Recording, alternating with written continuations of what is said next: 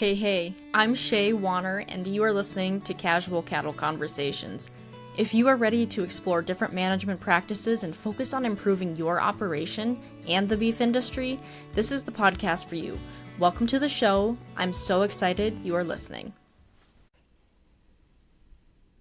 Hey there, folks. It is Shaye, and if you are new, welcome to the podcast. If you're returning, thanks for returning.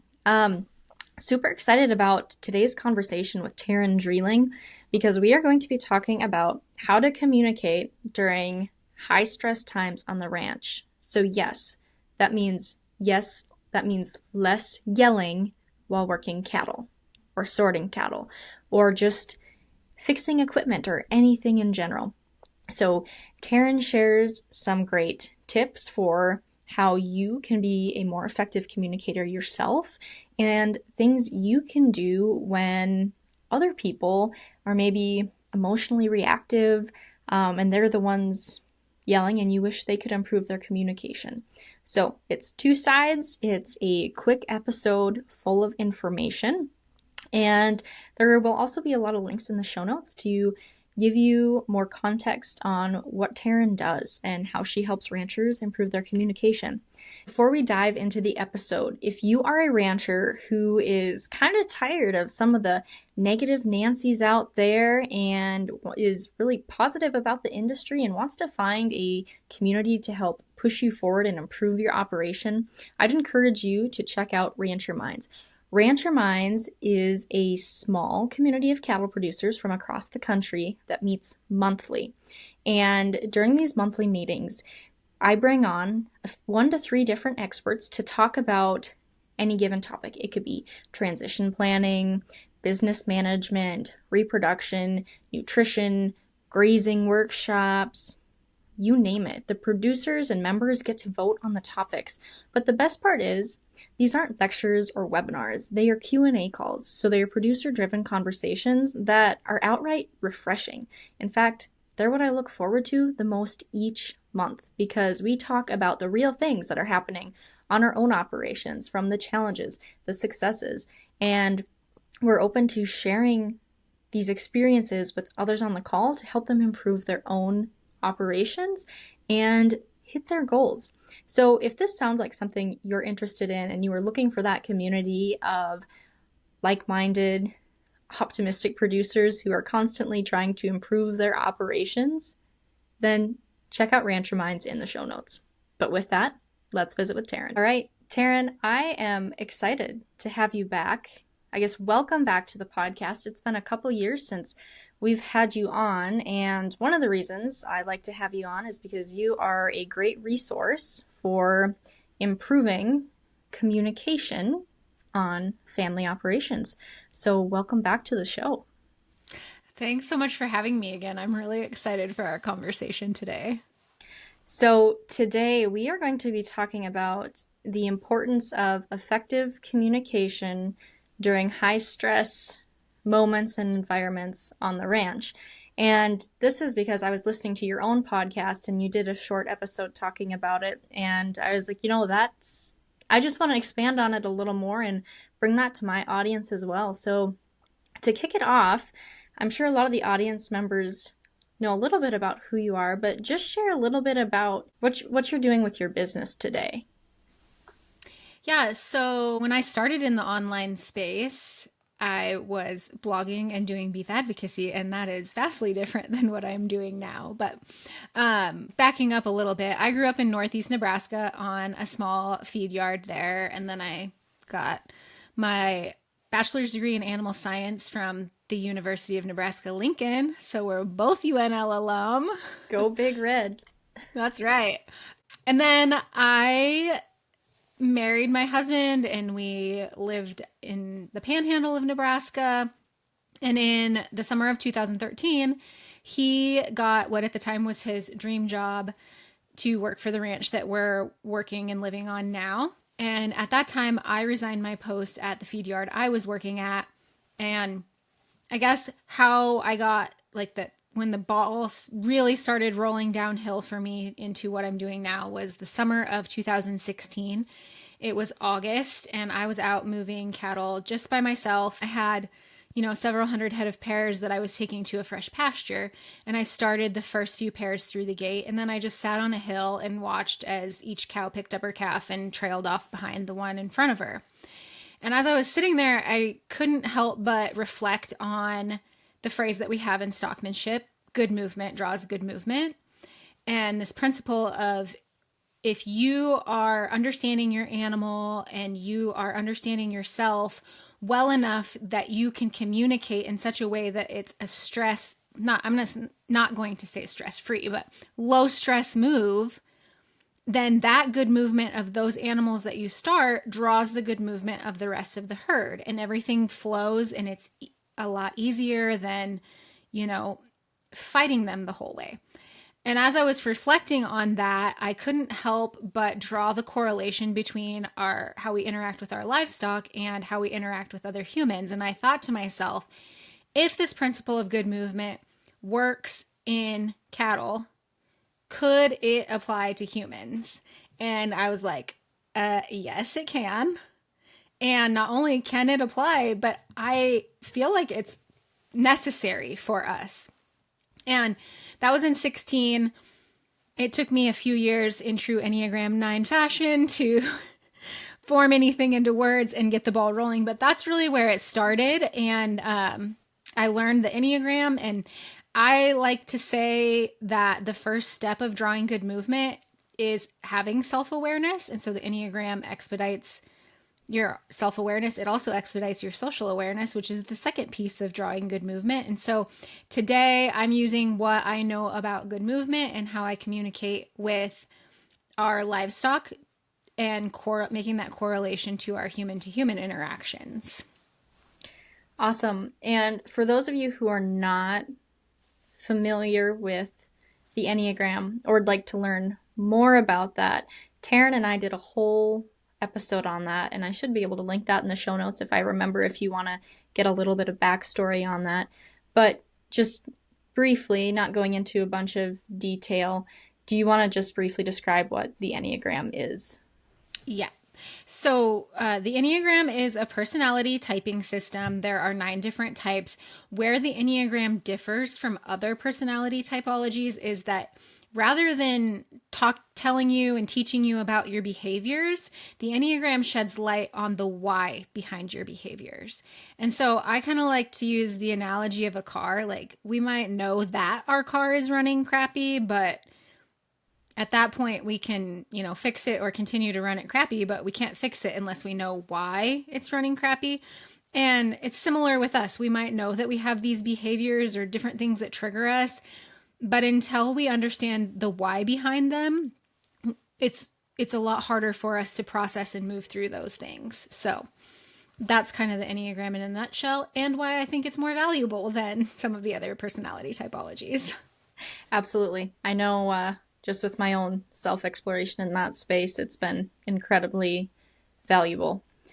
So back to the main topic, communicating during high-stress times on the ranch. Why is it so important to have a good grasp on communication? I think on the ranch in general, I don't even think it has to be specific to high stress times, but why is it just so important to have that good grasp on communication? I mean, there are, a few different reasons why it's important, but what we do on the ranch day to day, working with livestock and weather and big equipment, number one, it's important to have good communication for your physical safety. If we're not communicating well, then that leaves us open for more opportunity to get hurt, especially like if the high stress situation that you're in is the sort alley and you're worked up, so then your cattle are worked up and we're not communicating well. I mean, that leaves you open to get run over. A second reason, and maybe a less obvious reason, is that especially in family operations, if we don't have the communication there and those open lines of communication, and more importantly, connection with each other, it's not as a harmonious environment to be in. And then, depending on how bad or how long we've neglected our communication and connection, it might be the end of the road for our family operation if no one wants to come back. And so if your plan is to keep this operation in the family for generations and generations to come, communication is a really great way to ensure that that happens. So, what are some examples of what good communication looks like during high stress times? So good communication in high stress situations to me looks like the situation might be high stress, but we are remaining calm and able to regulate our emotions so that we can clearly communicate our expectations or the next step in the process. There's a clear line where everyone understands.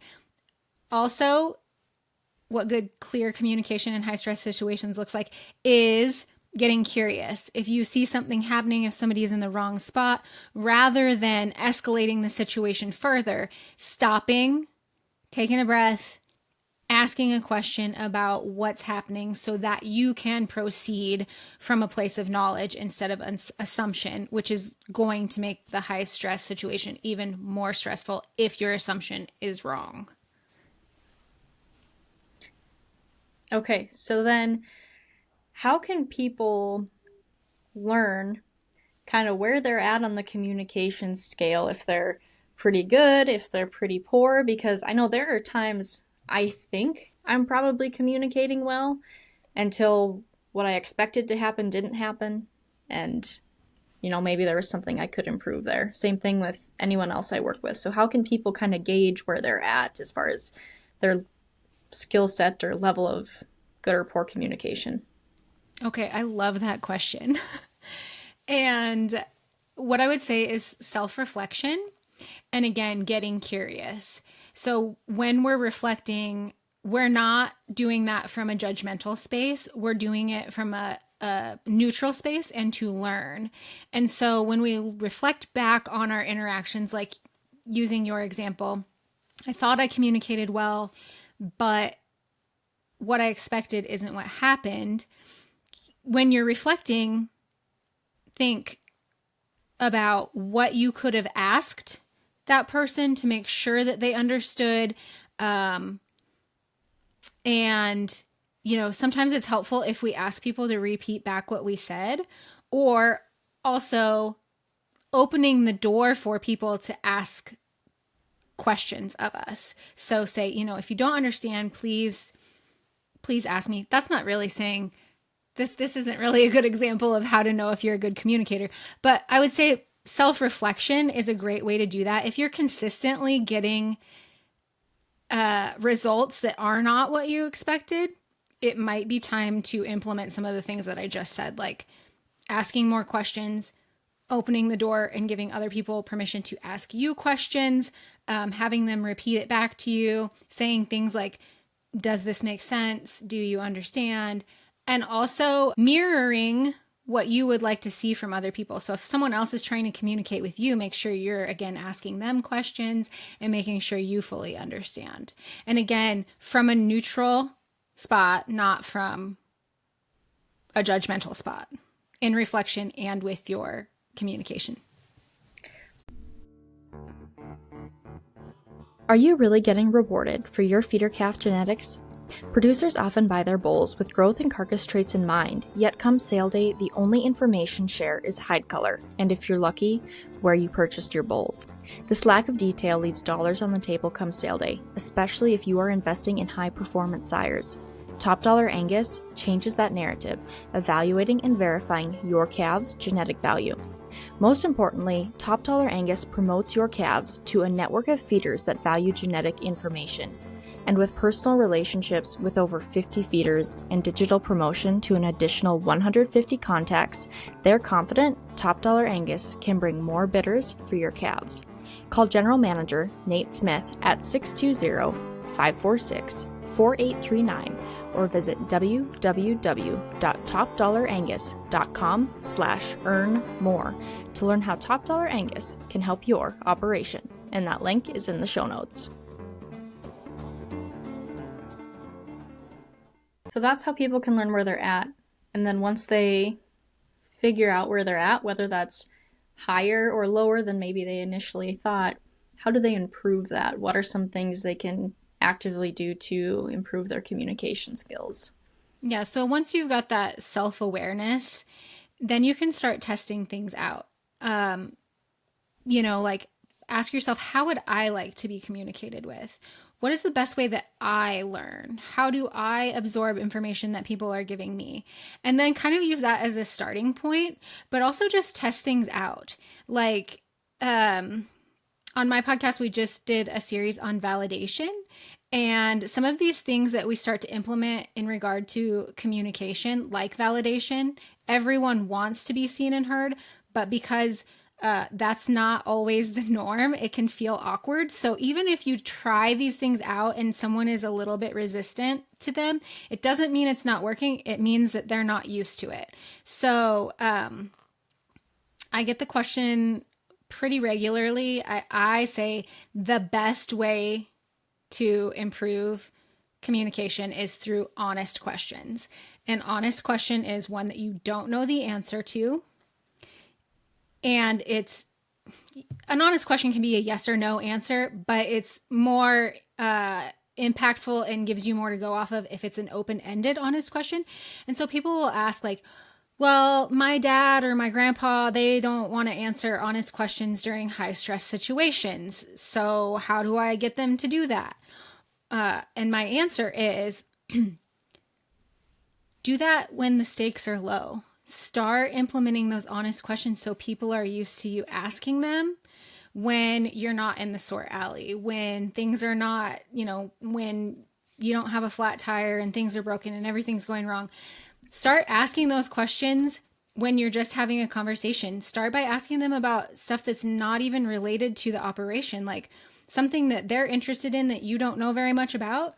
Ask them about it. Ask them about what it was like when they were growing up or how things have changed. Like there's a million things that you could ask that are honest questions that would prepare someone for you to ask them those honest questions during the high stress situation.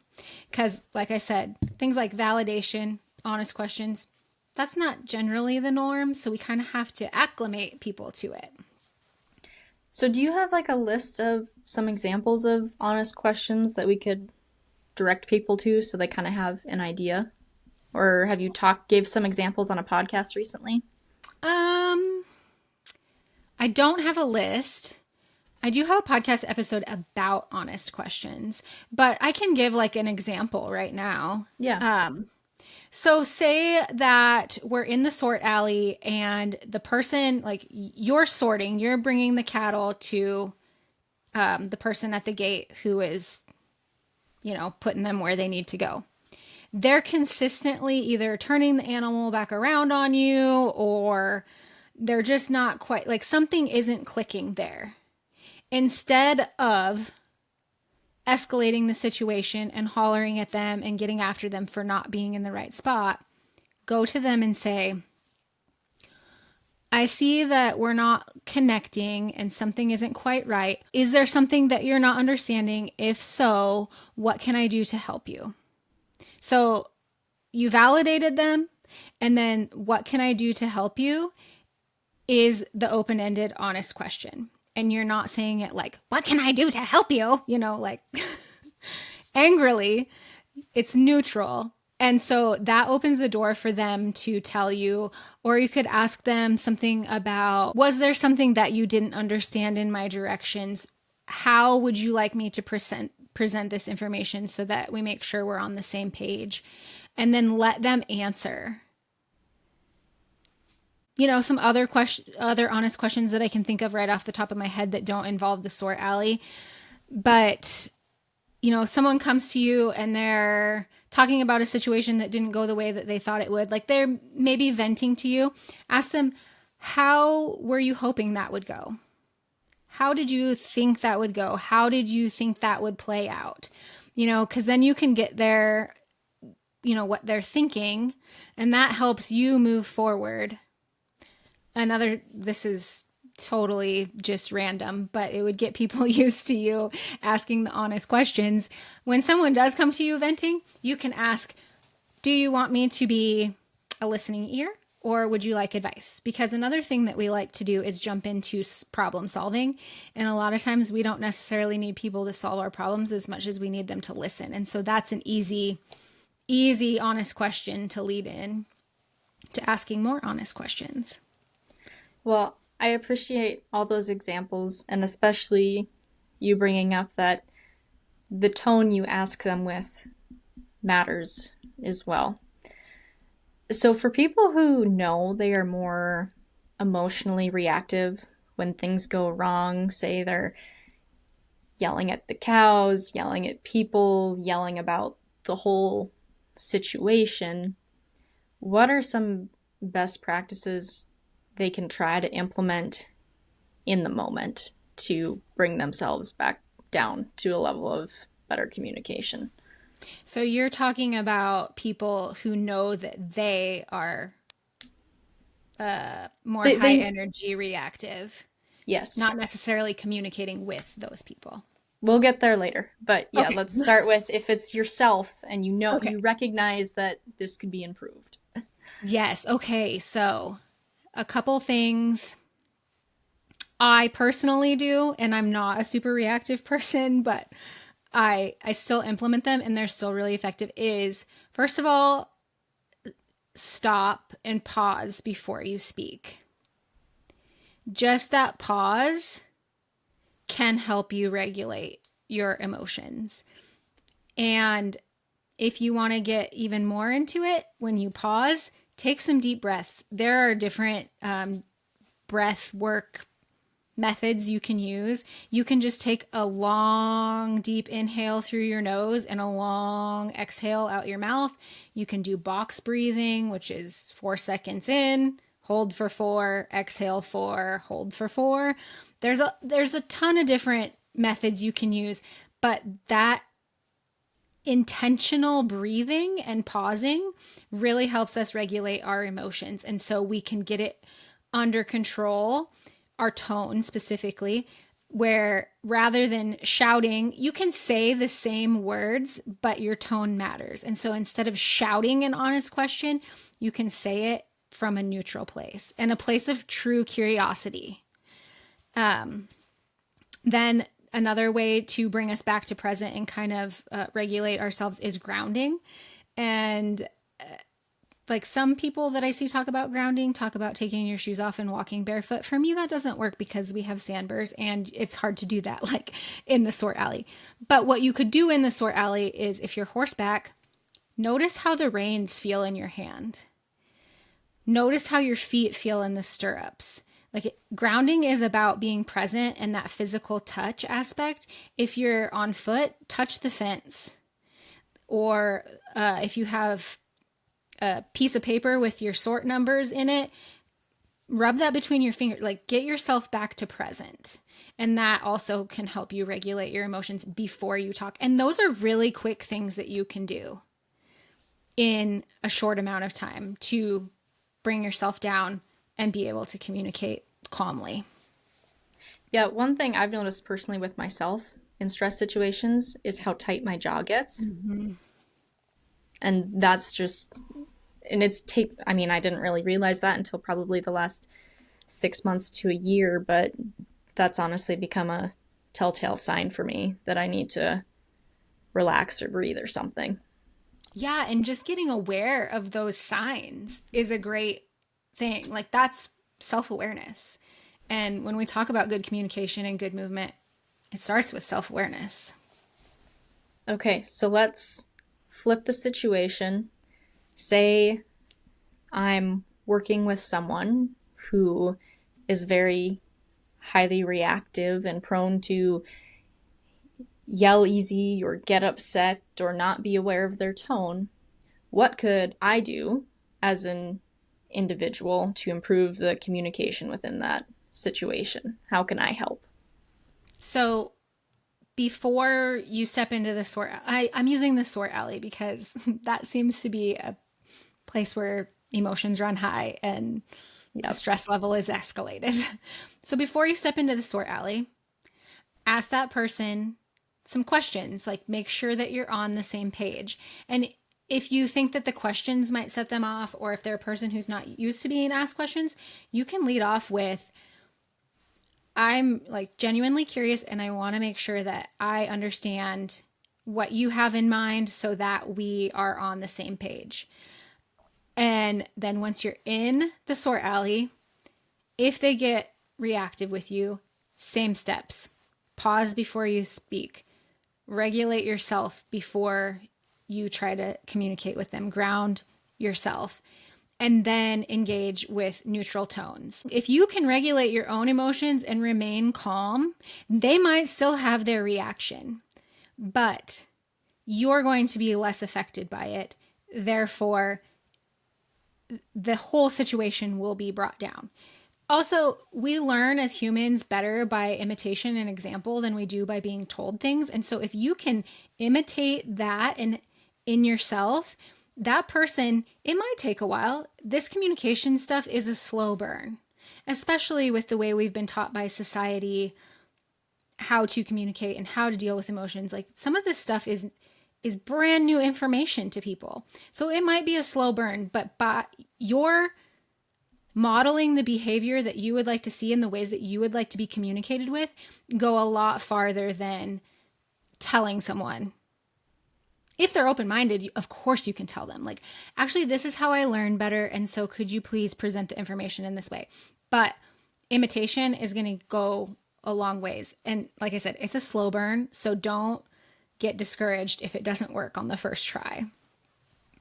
Well, and what I'm hearing or gathering from your own podcast and this conversation and your own the saying that you use, that good movement draws good movement, it's that energy feeds off of each other. So your level energy in a high stress situation is going to feed into other people, whether they are matching yours or not. That is having an impact on them. But if you choose to match theirs and it's maybe a negative or poor energy, then it's really going to escalate.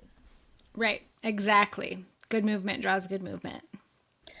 Yes. Okay, well, Terryn, is there anything else that you want listeners to take home from this message, or any final thoughts you'd like to share? Like I said, I don't know if you remember the song Wear Sunscreen. If I could offer you one tip for the future, sunscreen would be it. But that's how I feel about honest questions. If I could offer you one tip for improved communication, honest questions would be it. I think we miss a lot when we're not curious, and curiosity goes a long way to improving our communication, like genuine, authentic curiosity. The other thing I will add is I do workshops. So if this topic is of interest to you, feel free to reach out. I'm so passionate about this, about communication and improving and growing connections in our family operations and in rural America. So we could talk a lot longer. We absolutely could. And you are a great resource for helping family ranches improve their communication to carry on that legacy. Thank you so much for having me on again, Shaye. I really appreciate it. Absolutely. Anytime. For those of you who are curious more about what Terryn does, connecting with her or looking at her podcast or the past podcast episode that we recorded, head to the show notes and there will be links in there. Happy ranching, folks.